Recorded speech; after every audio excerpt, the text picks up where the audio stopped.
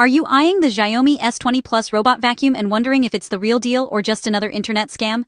Let's cut through the noise and get straight to the point.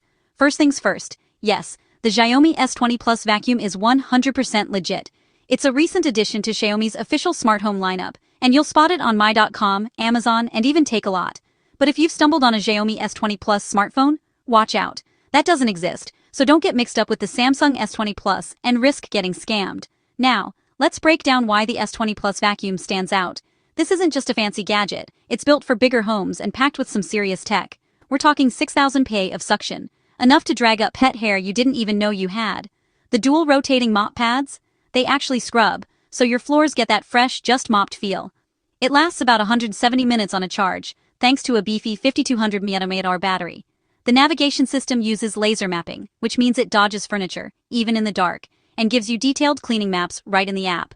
Bonus: it lifts its mop automatically when it hits carpet so you don't end up with soggy rugs.